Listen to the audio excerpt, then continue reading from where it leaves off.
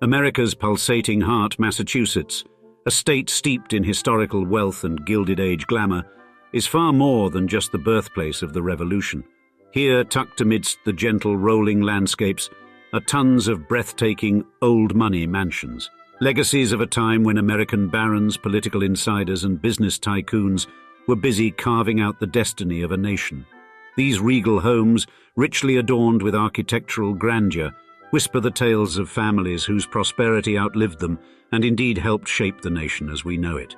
They are not just stone and wood, but encapsulate an era of opulence and power, untouched by time. To step through their grand doors is not simply to visit, but to voyage through time itself. So join us today at Old Money Mansions as we tour through the top 10 most amazing old money mansions in Massachusetts. Number 1. The Mount, Lenox. Located in Lenox, Massachusetts, stands the Mount, a shining example of the aesthetic genius of renowned American author Edith Wharton. Completed in 1902, this country house reflects her vision of a home intricately woven with French, Italian, and English architectural traditions. Declared a National Historic Landmark in 1971, the Mount sprawls over 113 acres, showcasing Wharton's mastery of design in its main house, Georgian Revival stable, formal gardens, and sculpted landscape. Contributing to its uniqueness, it is among only 5% of such landmarks dedicated to women. In 1911, the property was purchased by Albert R. Shattuck. A car enthusiast, Albert chaired the Automobile Club of America's Good Roads Committee, promoting automotive safety. Their lives took a dramatic turn in 1922 when robbers invaded their other home in Manhattan, locking them and their servants in their wine vault. Albert's relentless pursuit led to the culprit's apprehension, however. He passed away in 1924 at the Mount from a heart attack, possibly stress-induced by the robbery, claiming his life. Now the Mount is a bustling cultural hub, attracting over 50,000 visitors annually with diverse offerings, from lectures to music. A visit here is a journey into the past, an exploration of art, and an interaction with a vibrant cultural center, all at once. It's here that Wharton's legacy beautifully melds with Massachusetts's rich history. Number 2. Naumkeag, Stockbridge. Enshrined in the heart of Stockbridge, Massachusetts, rests Naumkeag, the historic summer estate of the distinguished Choate family. Constructed between 1885 and 1886, this 44-room cottage, designed by the esteemed architect Stanford White of McKim, Mead and White, served as the summer retreat for attorney Joseph Hodges Choate and his artist wife, Caroline Dutcher Sterling Choate. Sprawling across 48 acres, Naumkeag captivates with its rare Berkshire cottage and exquisitely landscaped grounds. The initial garden design was envisioned by landscape architect Nathan Franklin Barrett. However, between 1926 and 1956, it was reimagined under Fletcher Steele, collaborating with Mabel Choate, the founder's daughter, culminating in the creation of an emblem of modern American landscape architecture. Presently, the trustees of reservations manage Naumkeag, offering the public a fascinating encounter with the Gilded Age. With guided house tours, self-navigated garden audio tours, and year-round events, including the celebrated winter lights, a visit to Naumkeag is a journey back in time, a glimpse into the vanished American era, all through the eyes of the Choates. Number 3. The Frederick Law Olmsted, National Historic Site, Brookline. Nestled in Brookline, Massachusetts, the Frederick Law Olmsted National Historic Site stands as a beacon of America's landscape architecture heritage. It conserves the essence of Frederick Law Olmsted, the pioneer of American landscape design, his home, office, and the landscape named Fairstead. In 1883, Olmsted settled in Brookline, establishing Fairstead, the world's inaugural professional office for landscape design. Here, his design principles, philosophy, and influence flourished, passed down through generations of successors. Encompassing both Fairstead and the neighboring Green Hill, this site marks the genesis of over 5,000 projects that have shaped America's landscapes.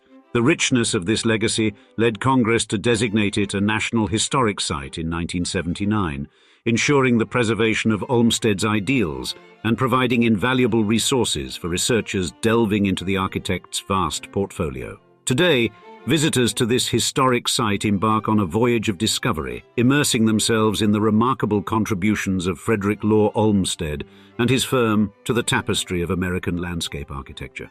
They leave not only with knowledge, but a profound appreciation for this singular art form. Number 4. The Crane Estate, Ipswich. Moving over to Ipswich, Massachusetts, the Crane Estate is a striking blend of history, architecture, and nature. This erstwhile summer retreat of Richard Teller Crane Jr., a prominent industrialist, and his family, boasts an imposing 56,881 square feet Tudor revival mansion known as Castle Hill. Designed by acclaimed architect David Adler between 1926 and 1928, and enriched with gardens crafted by the Olmsted brothers, the mansion exudes timeless grandeur. Perched on a 165-acre drumlin surrounded by the captivating spectacle of sea and salt marsh, Castle Hill is the crowning jewel of the expansive 2,100-acre Crane Estate. The land, originally home to the Agawam Native American tribe, found its way into the Crane family after the Revolutionary War due to Ipswich's unique appeal, which included easy access to Boston and a favorable sailing environment. Interestingly, the current Tudor mansion is not the original Crane residence. Initially, an Italian villa graced these grounds, but was replaced to better harmonize with the area's character. Today, managed by the trustees of reservations, the Crane Estate welcomes the public, offering an immersive experience of the Crane family's legacy, architectural brilliance, and Ipswich's rich past. Number 5. Hyannis Port Kennedy Compound, Hyannis. Crowning Hyannis Port, Massachusetts, is the legendary Kennedy Compound, an emblem of the influential Kennedy family's enduring legacy. In 1926, Patriarch Joseph P. Kennedy Sr., an accomplished businessman and U.S. ambassador to the United Kingdom, rented a summer cottage at 50 Marchant Avenue. By 1928, he'd bought the structure, built in 1904, and revamped it to cater to his expanding clan. Comprising 3 houses nestled on 6 acres of prime waterfront property along Nantucket Sound, this iconic compound was the cherished domicile of Joseph and his wife Rose, along with their illustrious children, including U.S. President John F. Kennedy and Senators Robert F. and Edward M. Kennedy. The compound gained global prominence during John F. Kennedy's presidency, earning the moniker Summer White House, even accommodating Marine One on its lawn. It's been the backdrop for countless Kennedy family moments, from touch football games and yacht races to family gatherings and presidential meetings. Currently, the main house belongs to the Edward M. Kennedy Institute for the United States Senate, remaining a private family dwelling. While not publicly accessible, interested visitors can glimpse it from afar or delve into the Kennedy saga at the nearby John F. Kennedy Hyannis Museum and Hyannis Kennedy Legacy Trail. Number 6. Lyman Estate, Waltham. Located in Waltham, Massachusetts, the Lyman Estate, or the Vale, epitomizes the grandeur of historic American country homes.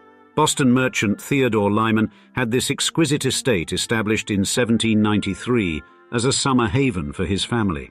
This idyllic retreat served the Lymans for over a century and a half. Originally sprawling across 400 acres, the estate featured everything from woodlands to a working farm, complete with a deer park. Today, the property boasts specimen trees, a 600-foot brick peach wall, and 19th-century rhododendrons and azaleas, living testament to the Lyman family's horticultural legacy. Theodore Lyman entrusted the task of designing the family's summer retreat to Samuel McIntyre, a renowned architect of the era. The resulting federal-style house, albeit enhanced over the years, retains its original 18th-century charm. This National Historic Landmark now sits on 37 acres of land. Notably, the Lyman Estate greenhouses, one of America's oldest, add to the property's historical value with structures dating back to 1804. Now managed by Historic New England, the estate invites public exploration, affirming its status as a remarkable illustration of 18th-century English naturalistic design in the U.S. Number 7. House of the Seven Gables, Salem. Salem, Massachusetts, holds the historical gem, the House of the Seven Gables, an iconic 1668 colonial mansion also known as the Turner Ingersoll Mansion. Erected by John Turner I and Elizabeth Robinson Turner, this house, with its distinctive gables, became the backdrop for Nathaniel Hawthorne's eponymous 1851 novel. The mansion has seen ownership change through several families, including the Ingersolls, Hawthorne's relatives, but it was philanthropist Caroline Emerton's acquisition and restoration in 1908 that breathed new life into the mansion, transforming it into a museum and a refuge for immigrants through the Gables settlement mission. As a National Historic Landmark District, the House of the Seven Gables invites the public to journey through time, exploring its well-preserved architecture and captivating gardens. The mansion isn't merely a literary landmark, it's one of North America's oldest surviving timber-framed mansion houses, connecting us with the enduring spirit of the past. Today, every visit is an opportunity to immerse oneself in its rich history, architectural grandeur, and the literary legacy of Nathaniel Hawthorne. Number 8. Ventfort Hall, Lenox. On 104 Walker Street in Lenox, Massachusetts, the Ventfort Hall Mansion and Gilded Age Museum stands tall as a significant slice of history. This grand Jacobean-style mansion, constructed between 1891 and 1893, served as a summer escape for George and Sarah Morgan, J.P. Morgan's sibling. Renowned architects Roch and Tilden translated the Morgans' vision into reality, fashioning the house on a sprawling 26-acre landscape. The brick construction, accented by brownstone trim, boasts a stately porte cochere and an expansive wood veranda. Throughout its lifetime, Ventfort Hall has served various roles: a bed and breakfast, a girls' summer camp facility, and religious community housing. In the mid-1980s, it narrowly escaped demolition at the hands of a nursing home developer, thanks to the dedicated efforts of the Ventfort Hall Association. Since acquiring the property in 1997, they've committed to its ongoing restoration. Now, Ventfort Hall is a portal to the past, offering a glimpse into Lenox's Gilded Age and the Morgans' legacy. Hosting exhibits, educational programs, and events, it highlights not just its prime era, but various significant chapters of history. Number 9. Longfellow House, Washington's headquarters, Cambridge. Nestled in Cambridge, Massachusetts, at 105 Brattle Street, lies a historic jewel, the Longfellow House, Washington's headquarters National Historic Site. This remarkable abode was the dwelling of esteemed poet Henry Wadsworth Longfellow for almost half a century, and even served as the command post for General George Washington during the Siege of Boston. Constructed in 1759 by affluent landowner John Vassall, the house exemplifies the Georgian architectural style. However, Vassall, a loyalist, deserted the house in April 1775, and it soon came under Washington's command. After the Revolutionary War, the house passed through various owners before Longfellow rented it in 1837. 6 years later, he and his wife Fanny Appleton purchased it, making it their cherished family home for generations. Now, under the stewardship of the National Park Service, the house welcomes the public for tours and events. Each visit is an invitation to delve into the site's rich heritage, illuminating the lives of two American icons, George Washington and Henry Wadsworth Longfellow. And number 10, Blantyre, Lenox. Situated in the heart of Lenox, Massachusetts, stands Blantyre, a historic estate and symbol of Gilded Age extravagance. Built in 1902 by affluent New York businessman Robert Patterson, Blantyre derives its name from Patterson's mother's ancestral home in Scotland, adding a touch of nostalgia to this grandeur. Originally conceived as one of the grand Berkshire cottages, Blantyre served as a summer retreat for the era's wealthy. The property's narrative took a turn in 1944 when Henry and Babette de Sola Mendes acquired it from the Lenox National Bank. They transformed this Gilded Age gem into a hotel for the summer visitors, including concert-goers at the newly established Tanglewood Music Festival. Subsequent owners, most notably the Fitzpatrick family in 1980, added various amenities that elevated Blantyre into a luxury resort, thus ensuring its relevance in modern times. Today, Blantyre spans 110 acres, offering guests a serene getaway replete with richly panelled walls, lush lawns, forest trails, and sophisticated guest suites. Blantyre stands as a lavish reminder of the Gilded Age's opulence, a beacon of timeless elegance and romance, etching its unique charm into Massachusetts' cultural landscape. And now, we'd love to see you in the comments. Are you a native of Massachusetts or have visited one of these amazing mansions? Please let us know. And if you're itching to watch more old money mansions right now, click the video on screen to check out the top 5 Gilded Age mansions in New York State that you can visit right now. Thanks for joining us today on another episode of Old Money Mansions.